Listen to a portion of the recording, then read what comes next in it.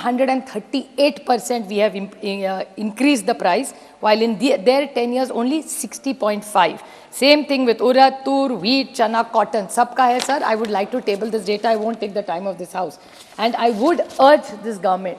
महाराष्ट्र का किसान आज दिक्कत में है, कई जगह पानी भी नहीं है, तो महाराष्ट्र और देश में जहाँ जहाँ किसान आज अड़चन में है उसका ऋण माफ़ किया जाए। जैसे यूपीए की डॉक्टर मनमोहन सिंह जी के सरकार ने कर्जा माफ़ किया था, वही बड़ा दिल मोदी जी दिखाए और इस देश के किसानों का कर्जा माफ़ करे, ये मैं इनके विनती करती हूँ, अगर ये सरकार उनको सचमुच में सोचती है उनके बारे में। दूसरा, ये गरीबों की सरकारें बोलते हैं, सर अच्छी बात है, हर सरकार करती है, गवर्नेंस इज कंटिन्यूटी, कोई ऐसी सरकार नहीं इस देश में जो गरीबों के खिलाफ होती है, लेकिन इनका डेटा ऐसा कहता है the total wealth of this country is in the top 1%, बाकी के सब 1%। सर कैन यू इमेजिन 40%, 40% इस देश की जो वेल्थ है वो 1% में है सर। तो how are they supporting the wealth and how many people they keep saying, एक जगह कहते हैं कि हम सब ने गरीबी हटाई है, तो फिर 80 करोड़ को जो जनता को खाना देते वो नंबर क्यों नहीं कम हो रहा है? It's a contradiction. मैं पिछली बार भी यही सवाल था, लेकिन मुझे किसी तो जवाब नहीं दिया सर, इसलिए मैं फिर पूछ रही हूँ कि अगर आप गरीबी कम कर रहे हैं तो how is that impact not showing in the numbers? So this is something the government must reply to us. And गरीबों के लिए इन्होंने जनधन योजना जो चिदम्बरम साहब ने शुरू की थी, और ये गरीबों के लिए, शोषित, वंचित, पीड़ित के लिए बहुत अच्छी बात है, लेकिन जनधन योजना में जो अकाउंट है 50 करोड़ से ज़्यादा अकाउंट्स है, उसमें से 20% से ज़्यादा नॉन ऑपरेटिव है, उसमें से महिला के ज़्यादा है। फिर भी जो भी बचा हुआ पैसा है उसके ऊपर क्यों ना ये सरकार उन गरीबों का जो पैसा प्रॉफिट में दिखाती है इनकी बैंक के साथ, सारी इनकी नहीं, जो भी पब्लिक सेक्टर की बैंक से, उन गरीबों को, उन शोषित और वंचित और पीड़ितों को क्यों ना 3 से 5% आप उनको interest they they. Sir it's a suggestion I am giving you. ये जो जनधन योजना का आप इतना बोलते हैं गरीबों के लिए, उनका जो पैसा है उसके इंटरेस्ट दे के उनको क्यों नहीं पैसा देते? बैंक प्रॉफिट दे रही है, गरीबों में बांटिए ना, बैंक को क्यों चाहिए इतना प्रॉफिट? आप सोचिए, एक सुझाव दे रही हो आपको। आप अगर ये गरीबों की सरकार है तो जनधन अकाउंट जिनके पास पैसा है उनको 3 से 5%, 3 दे दिए, 4 दीजिए, कुछ तो दीजिए, उनका ही तो पैसा है, वो आपको तो है नहीं। तो आप अगर गरीब की सरकार है, प्लीज़ आप इस बारे में सोचिए, और मेरी आशा है और अपेक्षा है कि आप इस बारे में कुछ तो जवाब देंगे। उसके बाद आप गरीबों के लिए बोल रहे हैं, शोषित के लिए बोल रहे हैं, ये जो एक इशू है यूथ का, युवा पीढ़ी का, आप सर देख रहे हैं, युवा का डेटा तो आप सब जानते हैं। मेरे निर्वाचन क्षेत्र का उदाहरण दूँ सर, हिंजेवाड़ी मेरे निर्वाचन क्षेत्र में आता है, इनके सर के ही बगल में है, वहाँ 25 जूनियर डेवलपर की पोजीशंस थी, वहाँ 3000 बच्चों ने एप्लीकेशन किया है सर। उसके बाद central jobs 7.22 lakh got jobs, how many applicants पता है? 22 crore sir, I repeat this number, 7.7 मोटा मोटा पकड़ लिए, 7.5 लाख नौकरियों के लिए 22 करोड़ बच्चों ने, आप ही का डेटा है सर, मेरा सारा भाषण आपके रिप्लाई से मैं करती हूँ, होमवर्क करके भाषण करती हूँ। तो unemployment is one of the biggest challenges. Same thing with police department, 62 telephone messenger post, 93,000, और कौन कौन है यूजी, पीजी और पीएचडी वाले बच्चे आज पुलिस डिपार्टमेंट में टेलीफोन मैसेंजर का काम करेंगे सर। तो अनएम्प्लॉयमेंट तो है ही, तो उसके बारे में आपकी सरकार यूथ के लिए इतना सारा कर रही है, तो उसके बारे में नौकरियां तो हो नहीं रही है, आर्टिफिशियल इंटेलिजेंस होने वाला है, it is going to disrupt our lives, jobs are going to change already. अगर आप थोड़ा सा होमवर्क करें सर, आपको पता होगा कि व्हेन पुराने ज़माने में 10 साल पहले जब इतनी टेक्नोलॉजी थी नहीं, तब अनएम्प्लॉयमेंट का जब रेशो हुआ करता था, अगर आप 1000 करोड़ अगर इन्वेस्ट करें ना सर, तो उसमें I give you the exact number, when you invested 1 crore it led to 33 jobs in 1994 which fell further. तो 1 करोड़ को 1994 में 33 जॉब्स हुआ करते थे, इन 2015 8 जॉब्स, 8 ही है, because technology has change our life. So what is this government's plan for unemployment if you are such a youth progressive government? महिलाओं के बारे में बहुत अच्छा भावना जी भी बोली, महिलाओं के लिए बहुत करना चाहिए, अच्छी सुझाव दिया। I just have 2 small questions about this to ask this government, कि आप उज्ज्वला योजना के बारे में इतना कहते हैं, तो रिफिल्स 50% से भी ज़्यादा नहीं है, so how are you calling it your flagship programme? People don't afford it. आप कई आशा और आंगनवाड़ी सेविका को मिली है सर जाके, उनका दुख आपको पता है। मेरे तो क्षेत्र में पूरी महाराष्ट्र में आंगनवाड़ी और आशा वर्कर का आंदोलन चल रहा है। वो पगार बढ़ाना मांग रही है सर, 4,000, 5,000, 10,000 भी उनको पैसा नहीं है। तो अगर आप महिलाओं के लिए कुछ करना चाहते हैं तो हमारी आंगनवाड़ी और आशा वर्कर का पगार बढ़ाइए, परमानेंट करिए और उनको पेंशन भी दीजिए। इसके बारे में सोचिए अगर आप सचमुच महिलाओं को कुछ उनके लिए कुछ करना चाहते हैं। उसके बाद इन्फ्लेशन, महंगाई तो सबको पता है सर। महंगाई के बाद खिलाफ ही जब हमारी सरकार की थी, हमारे खिलाफ बोल बोल के ये सरकार में आए। लेकिन आप घर में जाके भाभी को पूछिए क्या सस्ता हुआ है आज। किसी के भी घर में जाए सर, भैया आप भी घर जाके भाभी को पूछिए आज कुछ सस्ता नहीं हो रहा है। फूड इन हाँ वो नहीं, बाहर जाना पड़ेगा यार, रेंज नहीं आता है। सुप्रिया जी आप अपनी बात जल्दी खत्म कीजिए। 2 मिनट्स, जस्ट 2 मिनट्स। आपके पार्टी से सुनील तटकरे जी भी है। हाँ तो मैं बैठ जाऊँ? नहीं आप जल्दी खत्म कीजिए आपकी।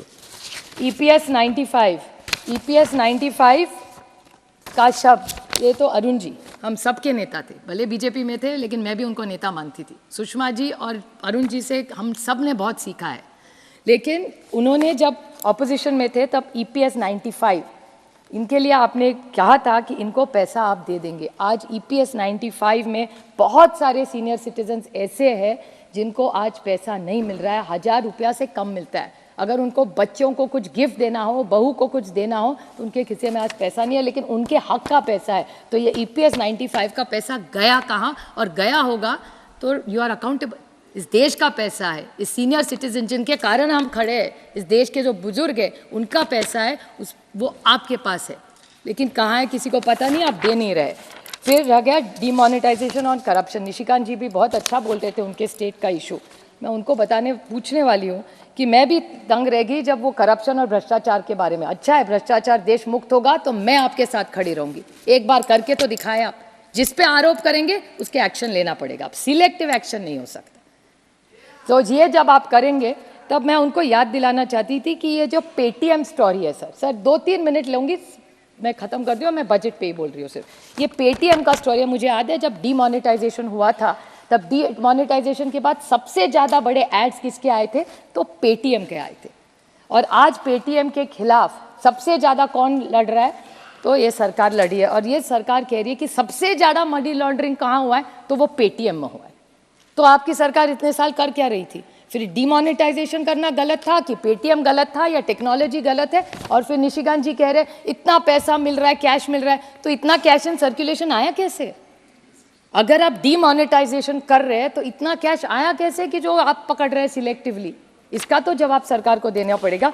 और करप्शन इंडेक्स में देश में कोई सुधार नहीं हो रहा है। और सर आपको डर लगेगा, हम दोनों जिस राज्य से आते, परसों मैंने टीवी पे देखा, टीवी पे एक आदमी था, इनका ही MLA था, वो दूसरे आदमी को गोली मार रहा है और वो भी पुलिस स्टेशन में सर, उल्लासनगर में, और कह रहा है कि पैसा मेरा लूटा लिया।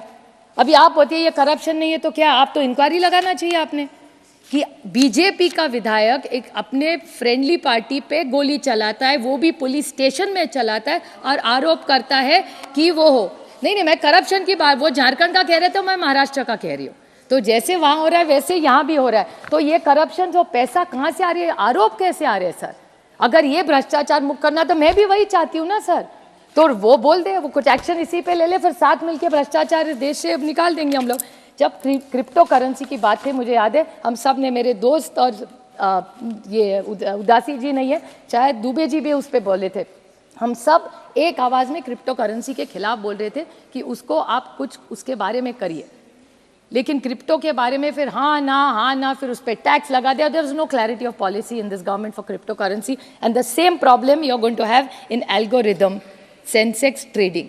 It's a good thing which is happening, but technology, please, I'm reading this out, it makes technology more efficient, but it's a potential and an opportunity for making manipulation possible and unfair advantage to large institutes and hurt the smaller investments. So this is something very, very important, sir. I'm just wrapping up. Just one small point I will ask.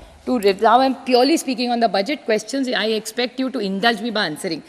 Fiscal deficit 2013 में 4.5 था, आज 5.8 है. And I'll quote Arun Jaitley ji. He used to say, fiscal prudence to me is a paramount importance because of considerations of intergenerational equity. We cannot leave behind a legacy of debt for our future generations. We cannot go on spending today which would be financed by taxation in further date. Total debt. What was the total debt in 2013, 2014 जब हमारी सरकार थी? 56.51 lakh crores. What is the debt today? 168.72 lakh crores. Public debt of GDP ratio. UPA के time में 85 था, फिर 68 आ गया. It's back to 85.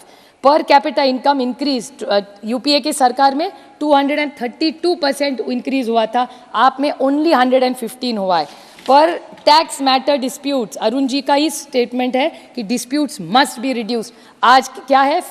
5.61 lakh cases of values of 29 lakh crores of tax matters are now pending. आपने 25,000 का किया, बहुत अच्छी बात है, मैं स्वागत करती हूँ, लेकिन इसका आप क्या करेंगे?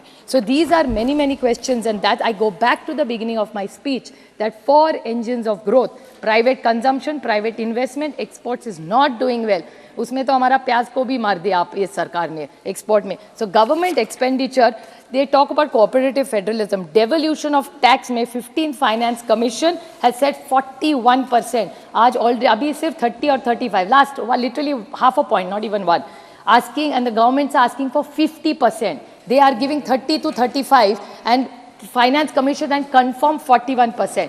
Cess and charges. मैं तो 15 साल से 10 साल से मैं थक गई पूछ के कि ये सेस और चार्ज जाता कहाँ है. जब पहली की सरकार थी, it was 88.16%. Now the gross revenues are 28.08%. तो where is this cess and surcharges going?